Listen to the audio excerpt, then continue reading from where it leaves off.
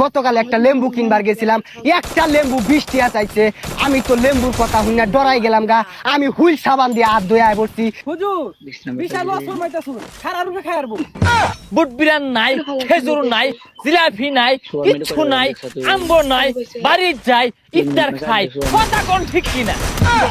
এ cameraman বালাহিরা record করবা। এই রমজানের নতুন ভাইরাল ওয়ার্ড বুঝলা? হুজুর শুরু করুন।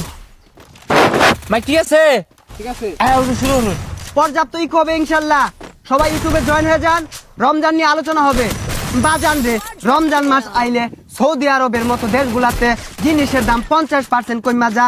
আলুর দাম 60 টাকা কেজি থাকলে আলু হয়ে যায় 30 টাকা কেজি, বাইগুন 70 টাকা কেজি থাকলে বাইগুন হয়ে যায় 35 টাকা কেজি, টমেটো 80 টাকা কেজি থাকলে টমেটো হয়ে যায় 40 টাকা কেজি। কিন্তু আমার সোনার বাংলাদেশে বাজান রে, রমজান হওয়ার 2 দিন আগে থেকে আলু যদি 60 টাকা কেজি থাকে আলু হয়ে যায় 120 টাকা কেজি, টমেটো যদি 50 টাকা কেজি থাকে টমেটো হয়ে যায় 100 টাকা কেজি, খেজুর যদি 100 টাকা কেজি থাকে খেজুর হয়ে যায় 200 টাকা কেজি।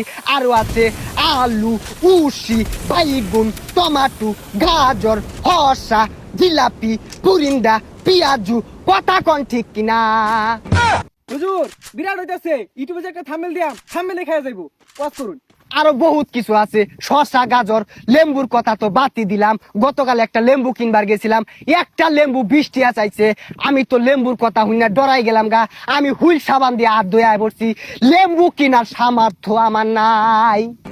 রমজান মাসে সিন্ডিকেট চলবে না, চলবে না, ও সাধু ব্যবসায়ীরা হুঁশিয়ার সাবধান।